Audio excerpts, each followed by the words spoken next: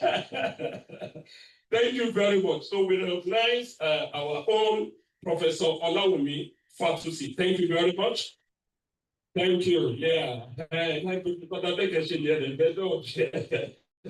Now, there's somebody here. We call every other person Professor Swan, but there's somebody very special. Her name starts with Grand. What am I talking about? Yeah. Grand Mama Show. Please not recognize her. Professor of Pediatric Dentistry. She was one of the first that came in this morning, and she was wondering if me as a grandma is ready, got here on time, how come the other people are not here? Let's say sorry to the grandma. Now, we want to proceed. We'll recognize everybody else as they come in. Like I said, we recognize everyone that is here. Our dental nurses recognize your presence. Our professors in the house, Professor Rekwe, our MD chairman. He has another name. I don't know if you know that name. Do you know the other name he has? The DBC Research and Development remembers that name. Or if you don't remember, he will remind us of that name. Comments, yes. So we recognize our own chairman MD Professor Okundipe, other professors in the house. Professor Oziebe is here. Recognize your presence. Deans, HODs, our resident doctors, our students. I recognize our nurse. I missed out somebody. Is sitting far back there. That's the engine room of the faculty secretary himself. Please let's recognize him. Thank you very much. And the other staff from our dean's office, we can see you seated there. Our other staff from the faculty. Please recognize everybody again. Please pardon that little slip. Like I said, it's the military part of me that took over because time was going. At this point, I'm going to call up for his address my dean, Professor C.T. Bamiche, Dean, Faculty of Dentistry, OAU.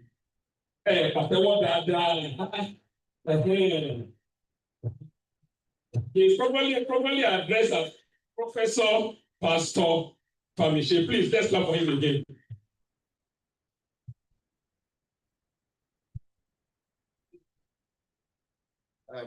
Thank you very much.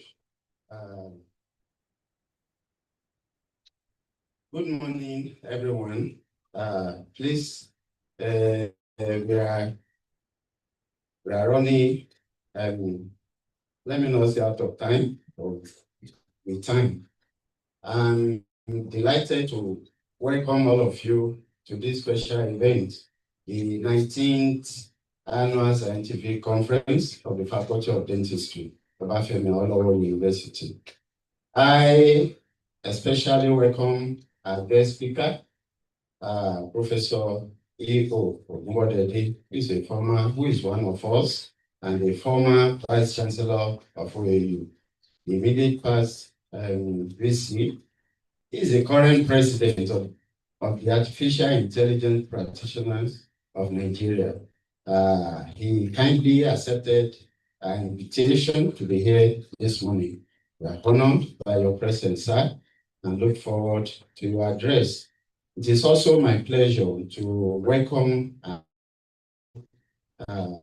Vice Chancellor, Professor Adebayo Sinobamirewet, ably represented by able person to Professor A.I. Akinyemi, the DBC Research, Innovation, and Development of Obafemi Awolowo University. Can we please clap for that? Because of our time, all the other important dignitaries, management of the university, all deans, all professors, representative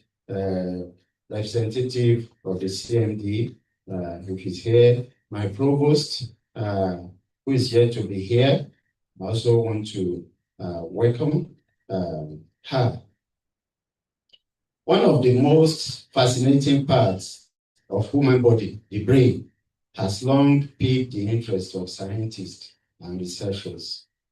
The scientist world has never really understood how to create a model that mimics the human brain for many years. John McCarthy originally this field of applied computer science known as artificial intelligence in 1956. It is at times called machine intelligence. Artificial intelligence employs computer technology to imitate critical thinking, decision making, and intelligent behavior that is similar to that of humans. AI is already transforming dental practice and becoming a major differentiator for modern practices. The field is evolving rapidly. We are thinking ahead as a faculty, and we don't want to be left behind. Integrating AI into dentistry is absolutely achievable. That I know. So the future of dentistry will be shaped by those who embrace especially this innovation, not those who wait for it. So if we want to stay relevant, we cannot afford to be left behind in this innovation. So by integrating proactively now, we position ourselves at the forefront of modern dentistry. The only question is whether the Faculty of Dentistry, OAU, is ready to lead it. I can say that we are ready, and that is the essence of this conference. I wish everyone a happy event. Thank you.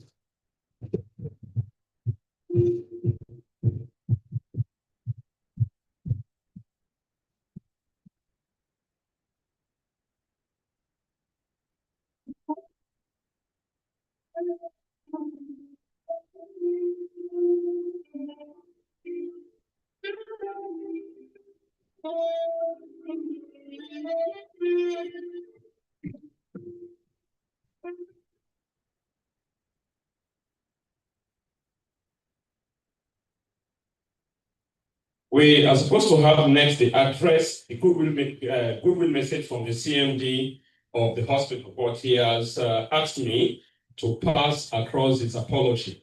He wanted to be here himself, so he didn't send anybody to represent him. Unfortunately, something else has cropped up that made it impossible for him to attend. So he said I should pass his apologies across. We are supposed to have goodwill messages from other officers. As they come in, we are going to present that. At this point, allow me to call the representative of the Vice Chancellor to give the Vice Chancellor's opening remark. Professor A.L. Damian, represented by the DVC, the South Development and Innovation. Thank you, sir. Thank you, my international MC. I didn't really think the MC work, but I'm going to be like it. That's how I say the MC. Thank you, sir. I have smiling now. So when you get to your phone, then I'll just smile so that I can see you. You know the MC work by looking very serious. Thank you so much, sir. Yes. Yeah. So first of all, sincerely appreciate God for bringing all of us here. And I've learned that when you call for a meeting and you are there and it's holding, you learn and culture parties are first to do. I greet greetings from the Vice Chancellor. He has a very urgent reason to travel yesterday. They asked me to be here. So he sent his greetings and also his apology to the faculty. I also bring greetings from other officers of the university. DVC had me also travel with him. DVC have had a sharing another meeting somewhere. And representative of the course, you're welcome. Because our switch is going around and people are busy here, and they are better big greetings from the university principal officers and management.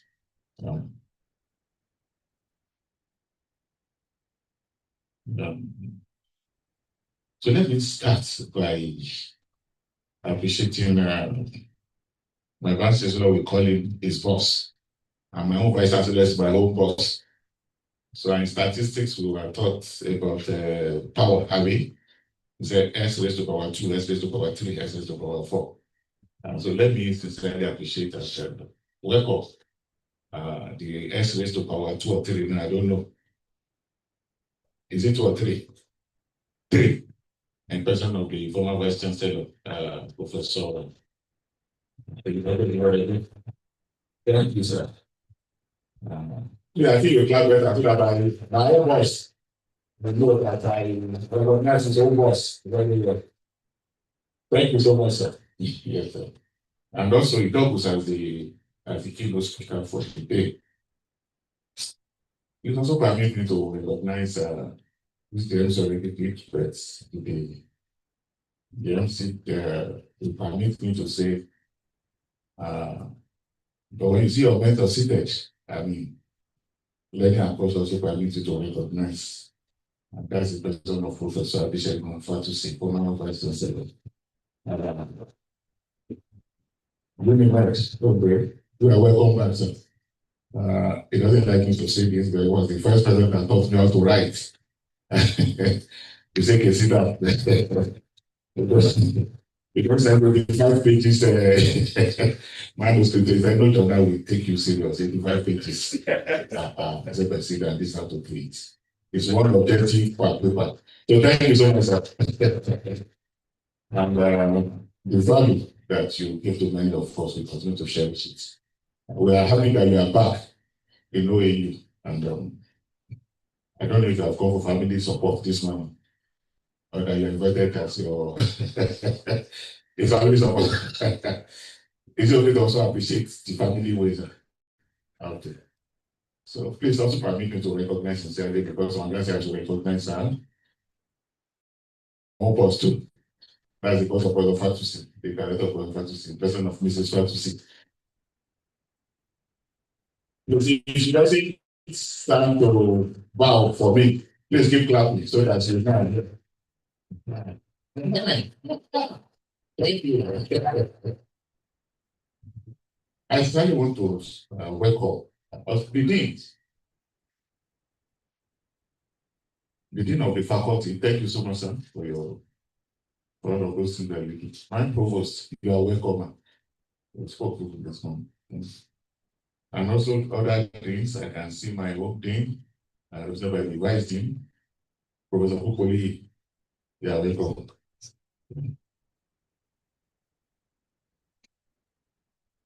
And all the professors, please permit me so that I don't start to mention names. Comments, I think I'm permitted. Okay. And so we also have our keynote speaker, Professor Berejo. You are welcome, sir. Is this supposed to be here?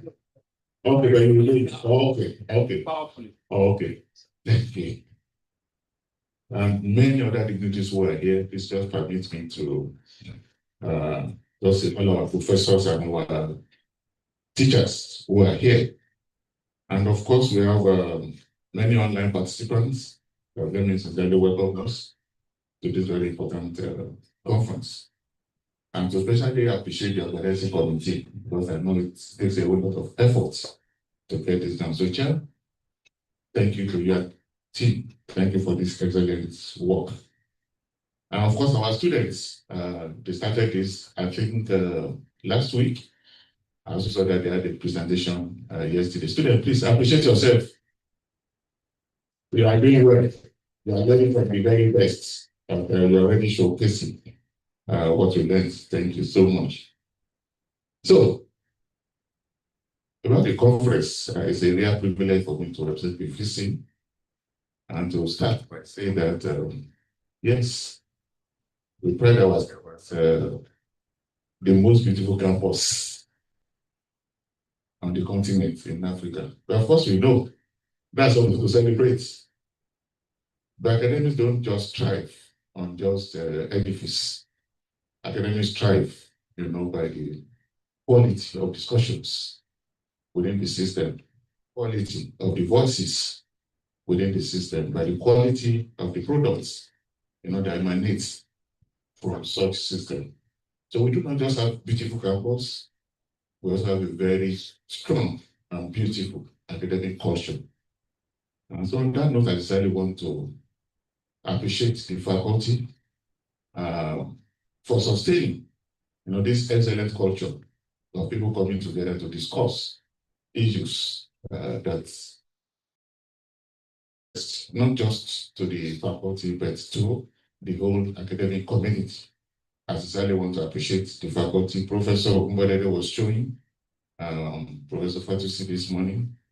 I think a conference they had about 80 years ago, 2001.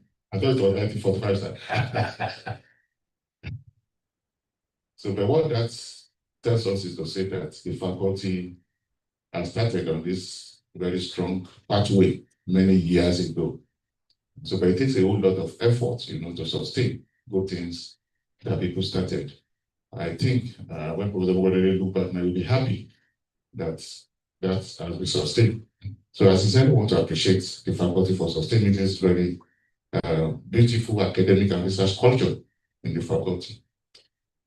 About the title, artificial intelligence, I don't think any academic will survive without really sitting down now to sit down to say, well, how does that relate to us?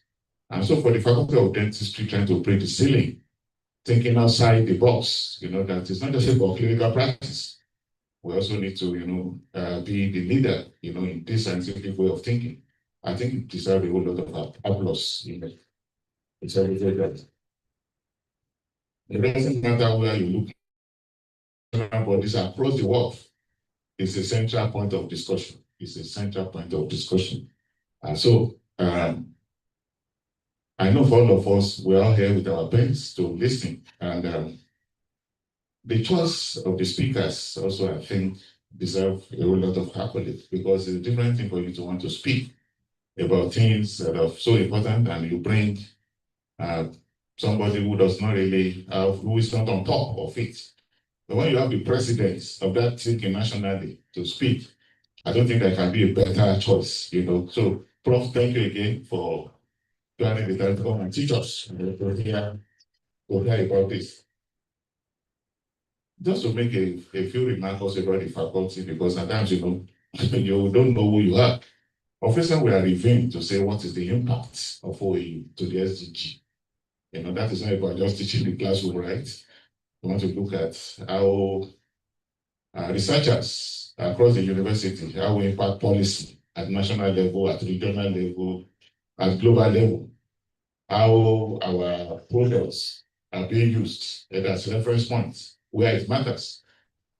And I'm happy to tell you that the Faculty of Dentistry came out shining, in California.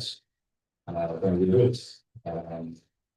Because you'll be able to contribute a lot, to national debates, issues about advancing, not just clinical practice, but issues around development. And I think that is how the university can progress, when faculties see direct connection about what you do and how you use that to advance the nation. I decided want to congratulate the Faculty of Dentistry, and we are looking forward to many more.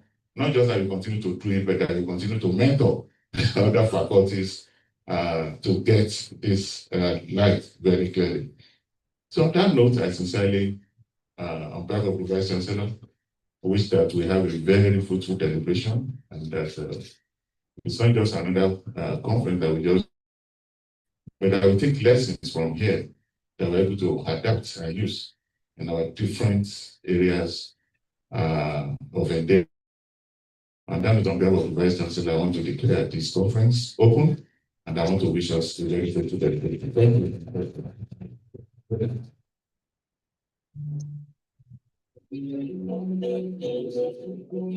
Another round of applause, please. I'd like to invite the guest speaker, Professor O. Aberejo. I hope that's the correct pronunciation, sir. Aberejo. Is that correct, sir? Thank you. I like pronouncing names properly because my name is pronounced Wato. And if you say Wato, I say, sorry, it's not an name. You are, please be invited to the high table, sir. Please, let's be the high table. Please keep clapping until you get there. You are very much welcome, sir. Is a director of the Institute of Entrepreneurship and Development Studies, OAU.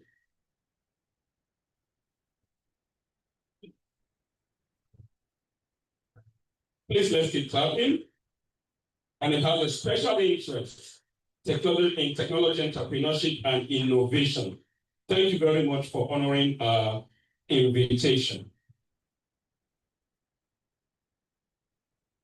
At this point, I'd like to recognize the presence of the representative of the President, Nigeria Dental Association, the president of Dr.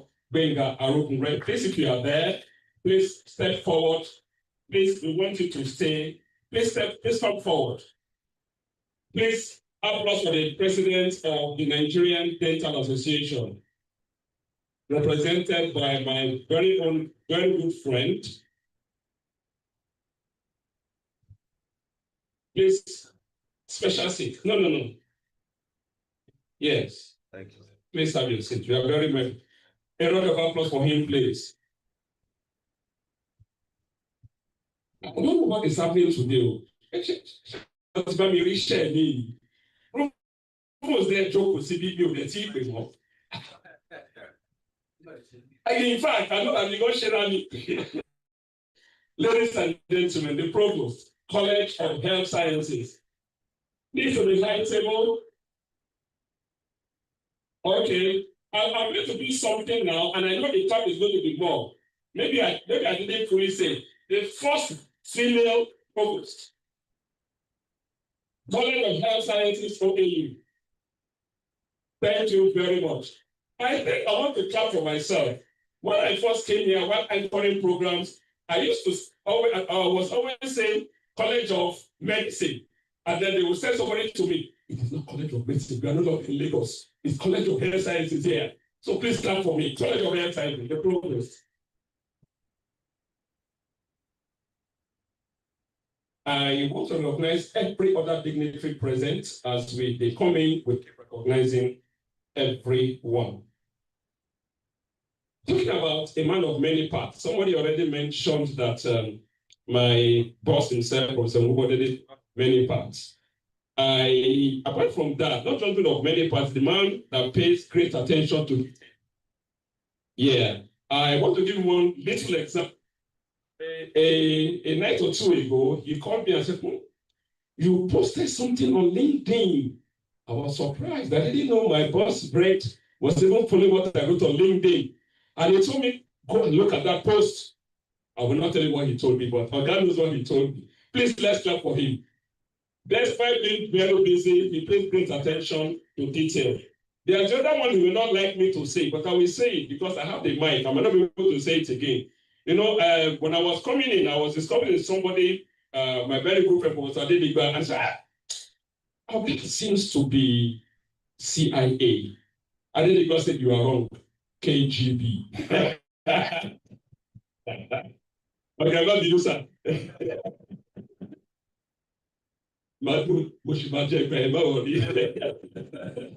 So, to read the citation of this great scholar this morning, I'm going to invite the physician in charge, Dental Hospital. I handed over to him after being in that office for 7.5 years. And I want to make a public announcement. I don't know if I'm the longest serving PIC, and I'm yet to get an award. Professor Fatusima, please, I did an award. I did that job for 7.5 years. We told that he has not even started. He's just peeping through the window. My chief himself, PIC, and also professor of oral medicine, please come forward to read the citation of Professor Ito. Clap very well now. For the PIC. Thank you.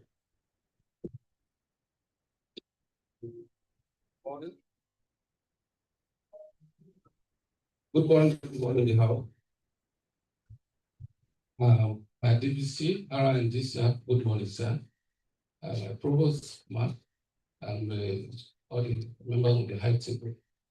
I also want to especially appreciate my fathers in the Lord, Professor Fatisi and Professor Mrs. Fatisi. Good morning, everybody. This task I am about to perform is a very big one, but God will make it easy for me Because when you are doing recitation of the balls of your balls of the ball, your balls, maybe it's going to be times 4 now. It's going to be a great task. So, sir, because I'm doing this mark, I'm doing this job, sir, I want to humbly, with all humility, ask Professor Model to please stand and remain standing. Sir, I want you to know that I'm not the one commanding you. It's the microphone that giving me that is commanding you. Professor Editoto Murede served as the 11th Vice Chancellor of Obafemi Awolowo University, Nigeria, from June 7, 2017 to June 6, 2022. He joined services of OAU Ile-Ife as a medical training fellow in March 1987 in the Faculty of Dentistry, where he rose to become a professor in the year 2000.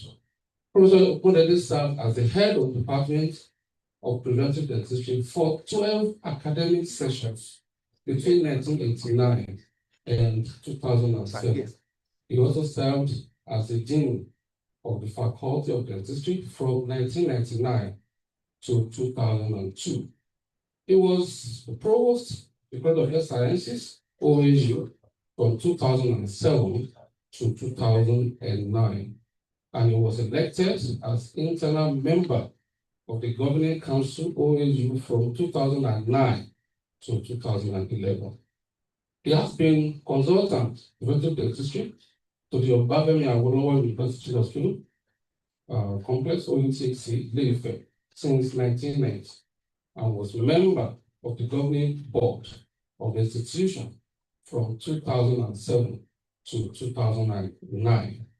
He's a member of the governing council at Elizabeth University, Laramokin, Ondo State, Nigeria, from 2022 till date.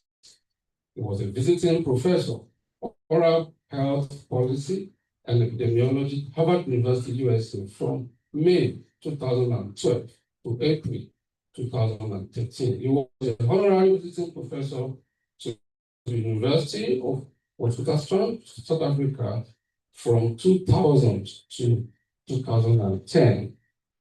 Professor Modele envisioned and set up the Denmark Foundation Dental Museum, the first dental museum in Africa, and the first specialized museum in Nigeria, commissioned on September 18, 2015 in Ile-Ife. He also established the community dental clinic at Etmodu in Ife North local government area, which is the first dental clinic to be established under local government council in Nigeria.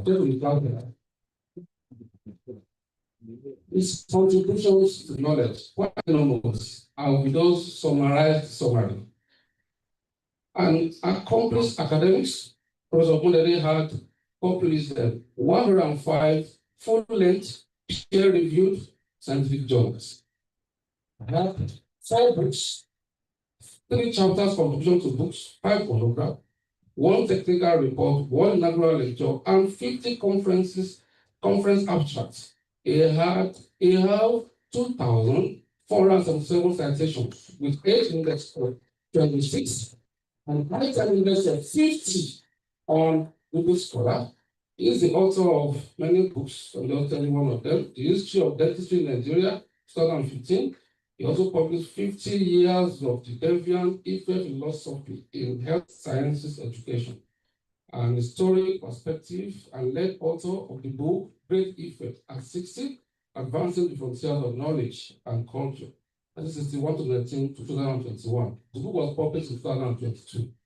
He has attended over 120 scientific conferences.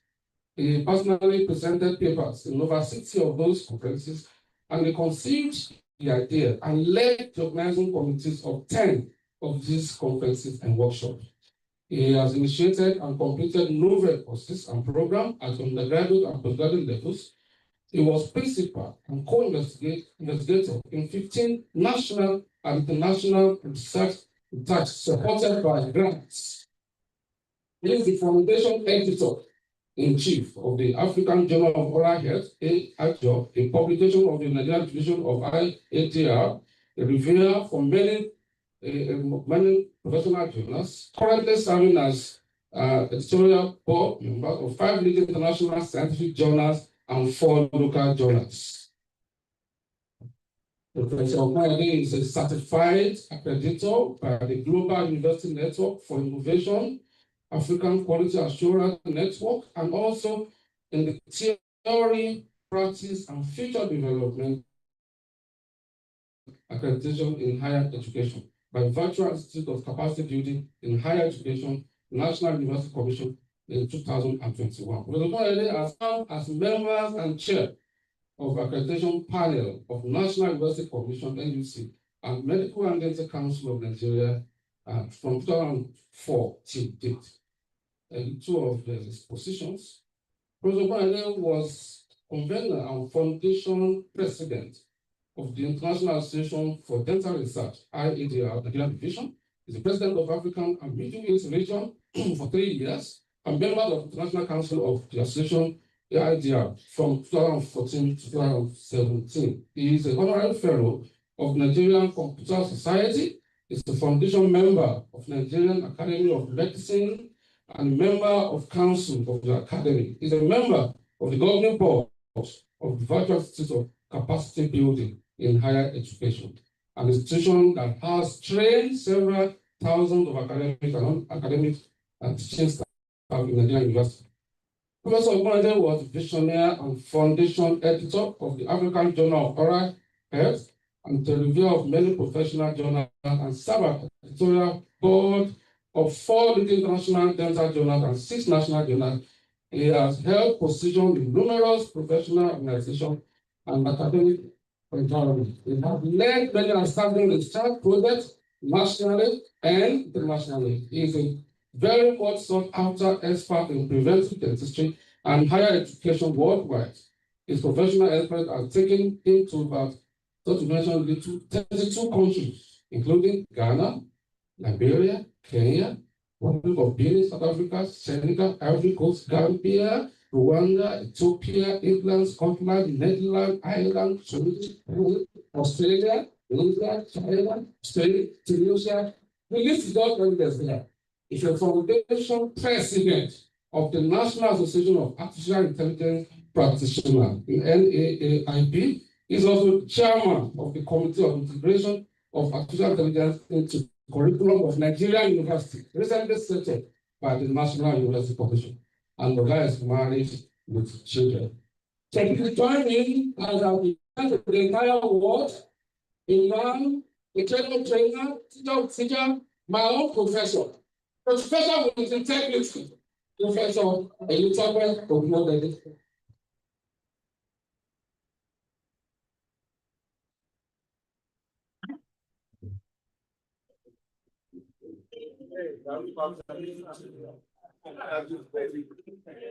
So please, can you have your seat, please?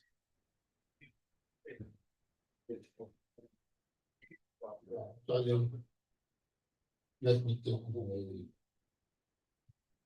so while I sincerely appreciate the introduction, I want to say that most of the accomplishments, if not all, were not just by me, but by people who actually supported some of the things that came to my mind at one particular point or the other. So, but I would like to start by thanking God for the Faculty of Dentistry, because I did say that I'm still going to come back to the protocols. So, but I was just told that there is a challenge with the computer, so why the thing is correcting itself. So let me quickly just give some historical background to what we're doing today. In 2001, so I had the opportunity of visiting South Africa in 1999, and then I was there again in 2000 as a visiting medical scientist. And then I saw that the concept of faculty conference was really very important to them. And why were they doing all that? They had faculty conference, they had open days, because in South Africa, just like you have in private universities now, if a course is not thriving and people are not applying, they will face that course. So for 3 years, if you can't admit enough students, or you cannot graduate enough students, or people are changing from your course, they will, put aside that course or mark that department with another one. It was alien to me, it was a surprise to me. Because in OAU, once a program is established, whether people apply or not, you push people to the place and the program continues. So, but I just found that they will go to secondary schools, go to everywhere to invite students to come and take their course. So, and then the issue of faculty, they showcase the level of research they have done, abstracts, publications, bring in scholars from all over the place. So I said, when I get back to Ife, I'm going to start this faculty conference in OAU. So, and in 2001, we said we should have our first faculty conference in OAU. And that was the very first faculty conference in this university in OAU. So today, as we celebrate the 19th faculty conference of the Faculty of Dentistry, I challenge any university, any faculty in the university to tell us which one they are celebrating. So I'm sure that the closest to dentistry will be like 14 or 15. So definitely there's no faculty in the university that has been able to surpass the Faculty of Dentistry. So in that case, we are not small. So we are a big faculty when it comes to that. I also want to quickly say that as I was preparing this morning to come for this conference, I decided to go into my archive and I fished out the booklet that was used for the first faculty conference in 2001. In 2001, you can see that the one for today is smaller than the one that we actually, did in 2001. So, and at that time, it was not the age of AI or the age of all this, but we were still able to do it in color, even at that time. So, and I showed some people this morning, I showed them their photographs, the way they were at that time. And the first person, that's the organizing committee for that conference at that time. And then we had Dr. Mrs. O.A. Fatusi as a member of that committee. We have the late Dr. O. Fagade. We have Dr. C.A. Adikoya Shofora. We have Dr. Ewu Ogini. And then myself as the chairman of the organizing committee at that time. Okay. So now the heads of department at that time were the late Dr. Boko, Dr. Olushile, the late Dr. Boko for oral maxillofacial surgery, the late Dr. Olushile for restorative dentistry, and then Dr. Udio Tuyemi was then the head of Department of Preventive Dentistry. Why am I saying this? You can see that for this one, the smaller, but the quality is far higher and better. So at the time we did this, people were using manual typewriters. And at that time, if you are able to buy an electric typewriter, people will see you as being on top of the world. So now all those things belong to the museum now. And I have them in my museum. So now, let me just quickly, in terms of protocol, I'm sorry. Okay, I think we are there now.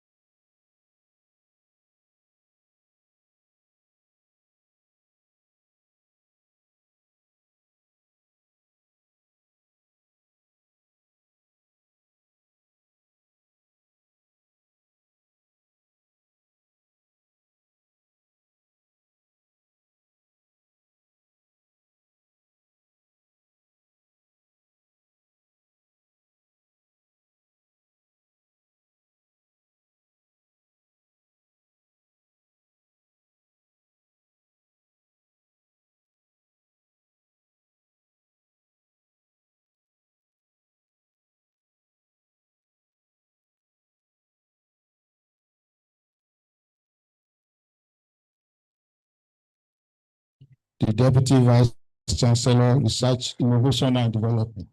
There is something special about his being here this morning. He was one of the very first person, if not the first person to be here. Because I called him and I said, we want to start very early because that I have something that in fact, that I'm supposed to be there, this morning. So many other people are there, but that this faculty something I have to be here. So I spoke to him. He said, okay, 9 o'clock. So he said he will come at 8:30. I said, no, sir, don't come at 8:30. Come at 9. But I got here at 8:45 and he was already seated. So thank you very much, sir, for being here. And as we were talking, the Deputy Vice Chancellor, and initially I thought he came to inspect us, because this is his domain. So the center, and whatever you are and imagination and everything played a major part in everything that you can see, So so I want to appreciate our Deputy Vice Chancellor academic, for all that he's been doing. In fact, he has a special name that we call him. So I'm not the one who said so. It is the Deputy Vice Chancellor, Research and Innovation. So Professor Aderomu, so he's the one that called you Agbarapo, but I agree with him. So thank you. So we have the officers, the bossa is able represented there this morning. Thank you, ma'am. Thank you for what you are doing in spite of the challenges that we are having in the financial dealings of financial support that the university is getting, and all other principal officers. Our provost is here, the first female provost of the College of Sciences, Professor Bernice. Somebody is very nice, so you call that person Bernice. That is, the person is very, very nice. So we have our Professor Bernice Adegbon. Thank you very much for all that you are doing. And let me also congratulate you on the newsletter that was recently produced. It's very classic, and please keep it on. Keep it up. The CMD, the essential UTC Professor John, the Faculty of Dentistry, so to Kumbo, so I deliberately so those names so we can.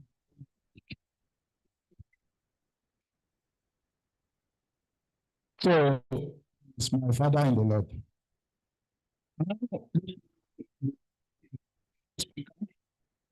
So virtually commanded him to this because he's the one that will answer all the questions.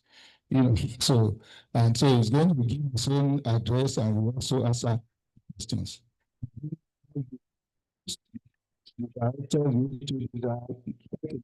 So thank you very much, sirs and Mas, for being here. The president of the Nigerian Dental Association, Dr. Bunga, thank you very much. South. So thank you very much. You said you are going to. So thank you for this. The chairman MD camp. So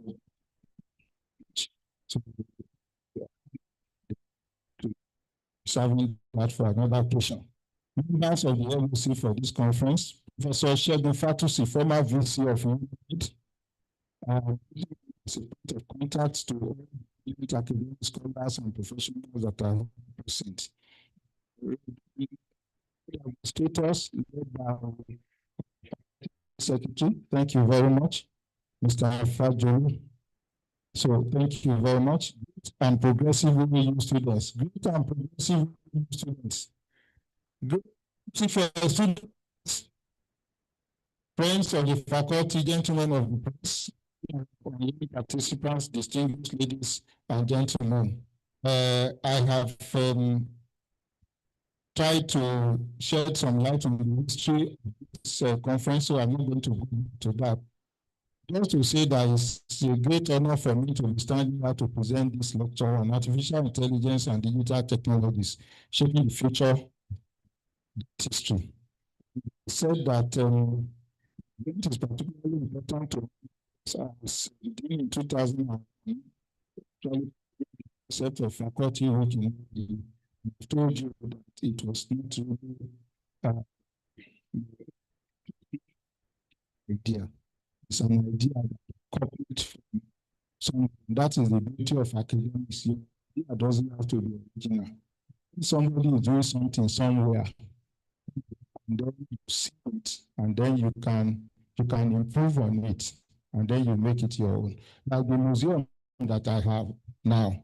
So when I went to visit South Africa, and then at the University of the Witwatersrand, they have a medical museum there, and I saw a few dental components, in that medical museum. I said, if they have a medical museum, why can't we have a dental museum? And I came back and started collecting all the junks.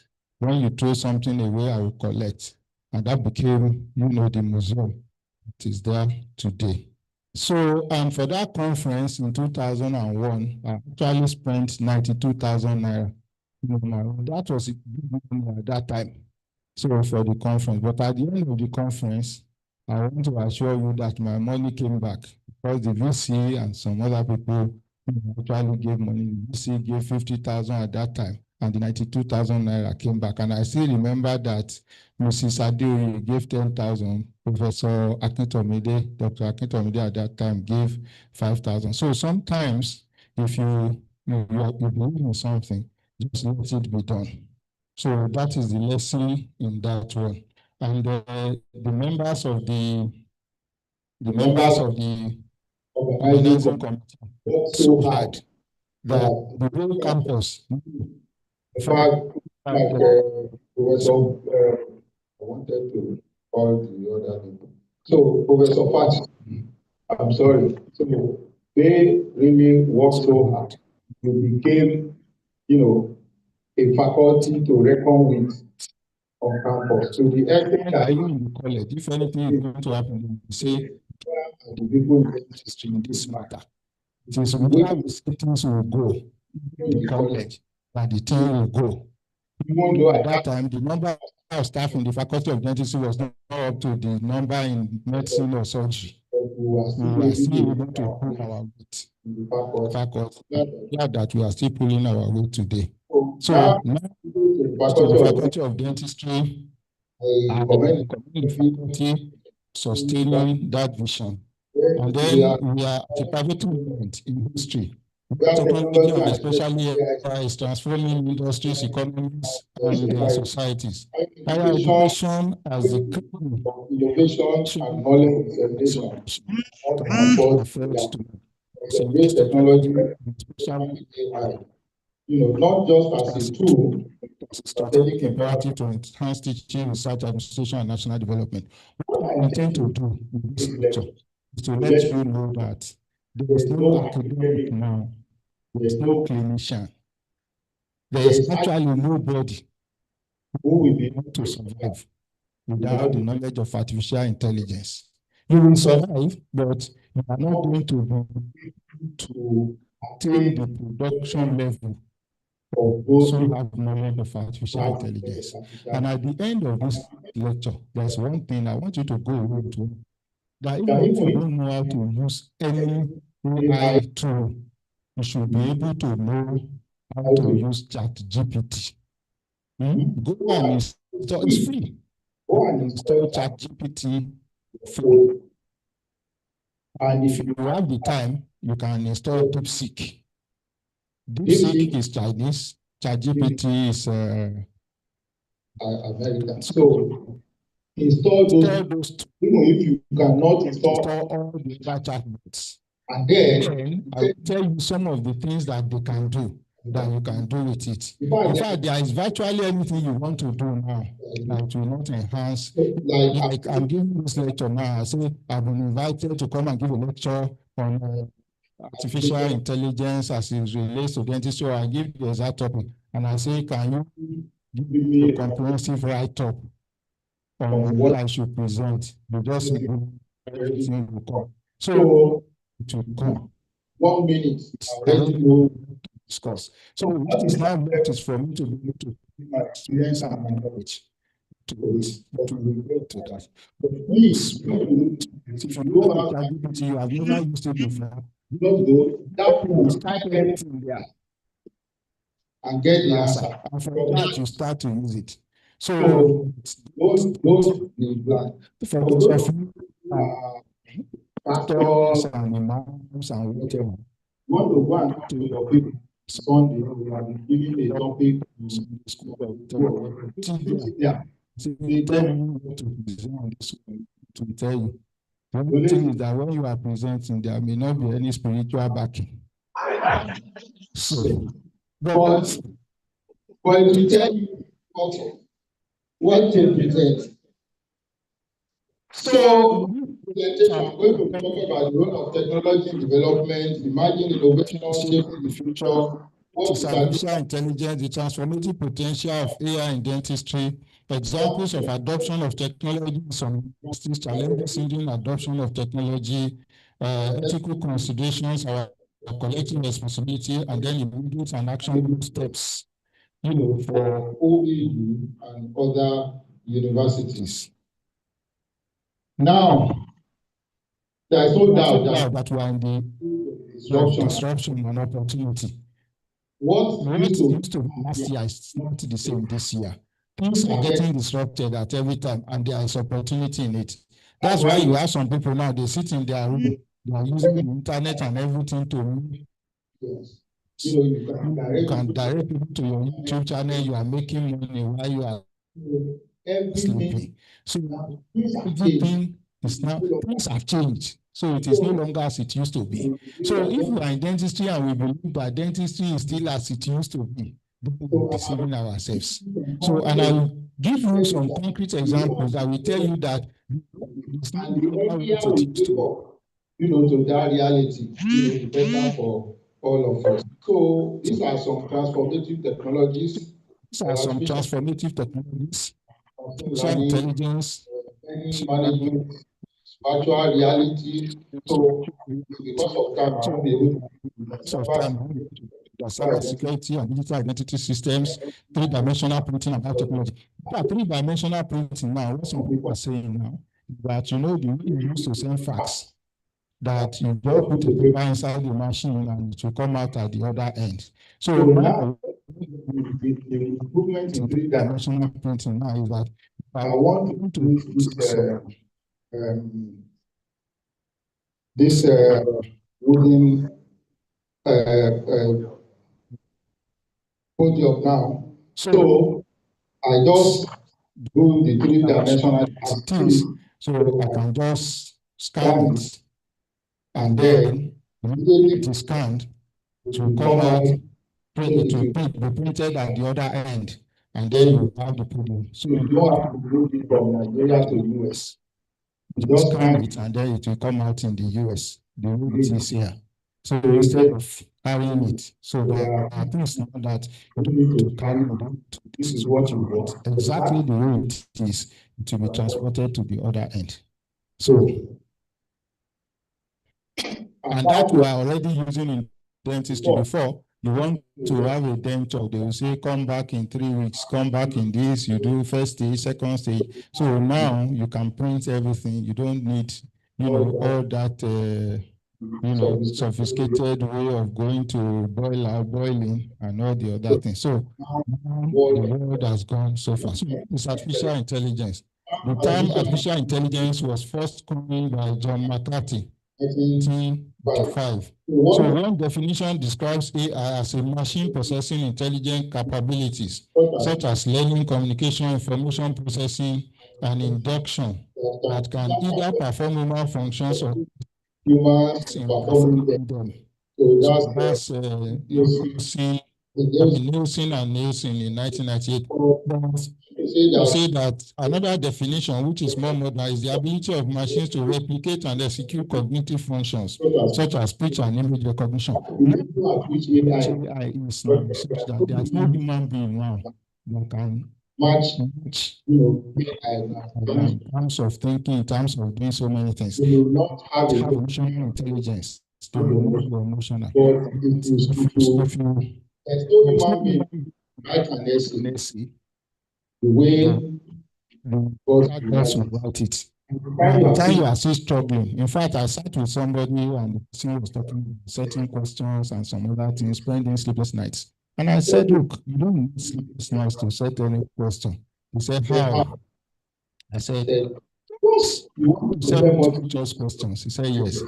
I said, just say, give me 100 or 200 multiple choice questions with 5 alternatives and 1 correct answer, and give me the correct answers. So, and then put it into ChatGPT. And so the person just put it into ChatGPT, and then all the, so you can say in facial surgery, for example, orthodontics or something for clinical students, and then you will see all the questions. So the beauty of that to our students is that you don't need to buy any MCQ textbook now. So if you need the topic, just put it in ChatGPT and say, give me 25 questions, multiple choice, 5 alternatives, with 1 correct answer, and give me the correct answer for the topic there. So you can say removable appliances, and then you will see all the questions. If you can answer all those questions, you are okay in that topic. So you can, as you study, you can continue to generate that. So that is where the world is now. Now, so let me skip this history and then go to, because time is moving. So the key components and terminologies, I want to that. So if you want to know the key components and terminologies, go to ChatGPT, go to DeepSeek and say, give me the key terminologies in artificial intelligence and define them in the simplest language that I can understand. You can say it in pidgin. For me, and you will define it in pidgin for you as you are sitting down. You can try it and say, give me all the key terminologies. And then if you can even say, understand to translate it to you. Then to translate it to Yoruba or Igbo or Hausa for you, as you are sitting down. That's where we are. Now, so the applications, artificial intelligence immense opportunities for transforming the system and also for transforming the industry. However, its integration must be ethical, inclusive, and context sensitive. When you are given an assignment, before you can say, give me the first, what we use to give me 20 causes of obstructive jaundice. So the only person that will suffer in that process is the person you first ask. So every person will say 20 causes of obstructive jaundice to ChatGPT. I will say 30 causes. So before you already know. In fact, we used to have a style in those days. You can't answer. And you give a wrong answer. You can't say nobody will buy it. So this that it is not everything that comes from AI that is correct. So, and then we call it hallucination. So they do hallucinate. In fact, when you write a paper, AI can generate a complete paper for you on any topic. You say, generate a paper for me on this topic and model it to African Journal of Oral Health. It will go to the African Journal of Oral Health site and look at the method of citation there, and we write your references in that format, and the complete paper will be ready in 5 minutes. So everybody who understands the use of artificial intelligence will know that this paper was actually generated using AI. If I see anything now that is written, I can recognize it. I don't need to put it into a gadget. Because I see there are some peculiarities, and I'm very familiar with all that. So once I see it, I will tell you this is AI generated. And the only other thing that is very common now is that AI hallucination now. So in fact, I've produced some documents that AI even give me some publications in my name that I didn't write at all. And I was saying, where So in fact, I was confused that did I write that I did that I did on this topic? And then I checked the journal and everything and found that it was fake. It was not, it was hallucination.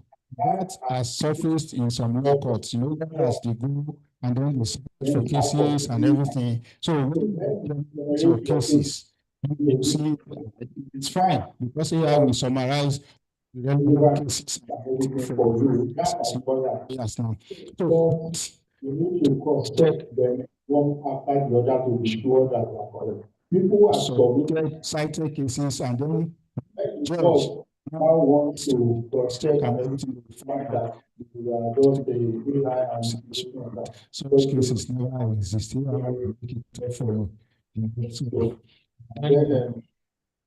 AI will never tell you that it doesn't know anything. It will always find an answer for you.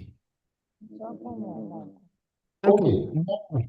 So applications of AI in education, I'm not going to details, finance, transportation, then customer services, manufacturing.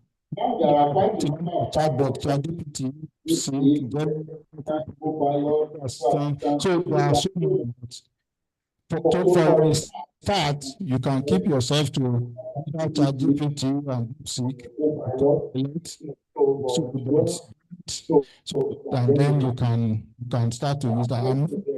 Although if you want to advance, for example, ChatGPT, for example, to generate images. And so if you generate a lot of images per day or something, you will have to pay. So it will tell you have exhausted your limit for today. You can only try again tomorrow.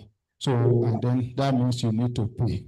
But if you just use it for some small things and everything, it's free, you know, and you don't have to pay anything. Now, in fact, if you take your for dentistry, for example, or for a journal or for anything, and you just put it in ChatGPT and say, improve this logo for me, you'll be wowed the kind of thing that it will bring out for you. So you can generate it from the start, you can do so many things. So you want to get a poster for this conference, for example, just say we want to hold a faculty conference in dentistry for blah, blah, blah, blah, blah, blah. These are the guest speakers, this is this and that and that and that. The photograph of Professor Aberejo is this, the photograph of Ogunboledo is this and everything. And then you attach the photographs and say, generate staff of huge copy. So, and that, you answer the questions, you have your poster. There may be spellings in the something to give you beautiful posters. If you don't like this one, can I do it? So now, what are those things that you can do? I'm just giving this back what we do. So you can use it to generate case scenarios and exam questions. You can also use it to mark scripts. So if I paste, you need to train AI machines to be able to actually mark scripts. If you give some practical sessions, for example, in dentistry, and you want to mark it using AI, then you can train the machine to be able to. So you to call the model answers. And so if you make your model answer, if you do this is 10 marks, if you do this is 5 marks, if you do this is this and that, and then you paste into ChatGPT and say, use this answer to mark this. It will tell you this person scored this. So, and then you can score on to see whether they tally.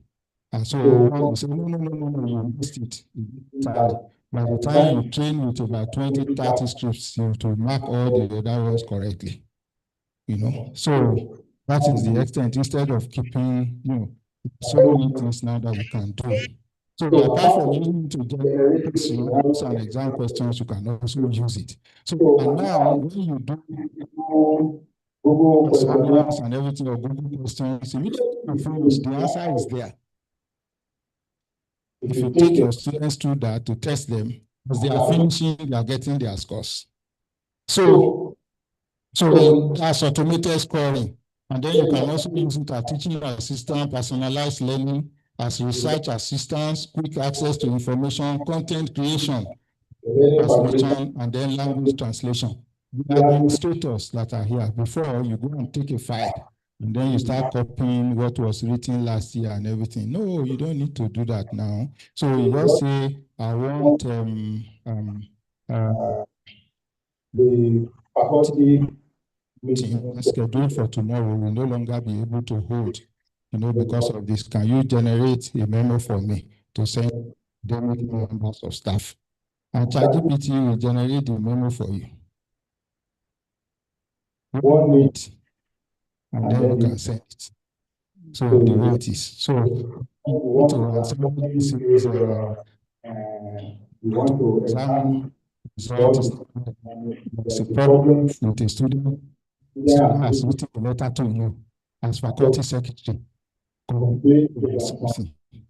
So just scan the letter into ChatGPT or DeepSeek and say, can you give me an appropriate positive response or negative response? To if you want to accept it, you say, give me an appropriate positive response to this letter.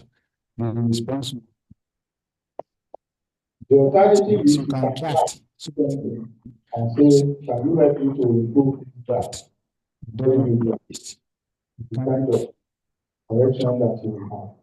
So instead of doing that, so I was in the show, and then when we got there, we wanted to do something with secretary. The man said, I want to write it and send to him. And then I said, okay. So I just went to ChatGPT and say, I want to write a letter to the permanent secretary, so ministry, informing him of so, can you give me a draft? In fact, it even put Abuli there, complete address, everything. So it just came out just like that. Just copied and pasted it on my something, just forwarded it to him. And say, you can print it for me, and you say, you didn't need to do it. So I didn't have to correct anything. Perfect. So that's great.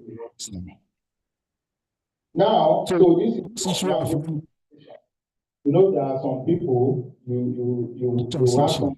There are some people. I want you to something. So I don't understand Hausa now, but if you want any document that is in English, to give me the Igbo version, to give me the version, to give me the Hausa version, whatever version you want to give you. To also give you in English. Now, there are two for checking percentage of AI generated content in the document. The normal term can now do it, but there are also script detector, detecting AI, grammar AI detector, there's quite a number now that you can use. But the common thing is, if you have been using AI, you see the pattern of write-up. The sentences, AI writes something, most of the sentences sometimes will be hanging. You have hanging sentences. Sentences. So when you see that, or you see bulletin, or you see bold and everything, you already know that, okay, this thing is, but when you are used to it, you know. So now, what are the applications? The university system has said integrating AI to the offers social benefits. So applications are accompanied with expansion in the use of virtual reality. And in dentistry, I want to emphasize that virtual reality is very, very important to us in dentistry. So now, in teaching and learning, so you can automated reading and feedback. And then you search and you Sure. So it can accelerate research. So I've explained that. And then it can enable collaboration. And then in administration, you can use it for AI-driven systems can optimize admissions, timetable scheduling, and fraud detection in exams and certifications. And then you have what we call predictive analytics. AI can forecast student dropout risks, enabling interventions. Like that. For example, now, you say in 2019, this is the number of students admitted to AAU for these courses in 2020 and this and that. And you want a prediction, for example, of what it will be in 2026 and everything. It will tell you it's most likely that this is going to be the pattern. Blah, blah, blah. You put in the results for dentistry over some years, and you say, why are the results like this? What improvements, can we implement with that kind of thing? It will tell you. You may not agree, and then you may argue and say, no, why doesn't. Sometimes when we chat with some of these chatbots, we chat as if, say, no, you are very wrong. I say, I apologize, I'm sorry. And then, okay. So you can also use it for economic and national development. So now, let me just summarize that what is going on now shows that we have infrastructural deficit, policy and funding gaps in Nigeria, capacity gaps, and then ethical and regulatory concerns are not there. And then our internet penetration compared to other countries is actually very, very low. Sorry? So integration of AI to the Nigerian university system, where the NUC has just decided to, they set up a committee to integrate AI into the Nigerian university system. And the committee has several members, and I happen to be the chair of that committee. So for country. So we have submitted the report. And then the NUC is calling a stakeholders meeting to, harmonize and vet that report. And immediately that is done, it will become, what Nigerian universities will be implementing when it comes to the issue of artificial intelligence. And we have also developed as part of that an elective, 2-unit elective, so that can be defined by every university that their students will audit, so that every student in any Nigerian university will be conversant with the use of artificial intelligence. Now, let me now go to the issue of dentistry. So what are the, because clinical applications of dentistry. So say that the first is diagnostic imaging and radiograph interpretation. Before, when you have a CT scan, MRI, and this and that, you say go and call somebody who has that knowledge from Saudi Arabia, from US, from UK, who will interpret. It's not everybody. Now, as the thing is coming out, there's already interpretation that is coming out with it. So what the consultant will do is to just look at it and see whether it is right or wrong.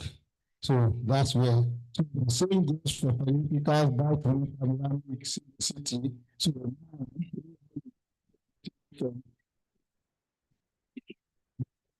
everything that's coming out of AI that is correct. So we as an expert, we still need to try to look at it. And then in many studies, many studies, AI interpretation proved or exceeded clinician level performance, for targeted tasks. So I can even do better sometimes than even clinician. So this is how to speed up editing, flag all findings, and standardize reporting. So the other area is in case and periodontal disease detection. So to detection, identification of case lesions from intraoral photos, strong performance across multiple validation data sets. And then the reported accuracy ranges vary by data set and task. So local validation is also important. So all these things will not exclude the clinician to help the clinician.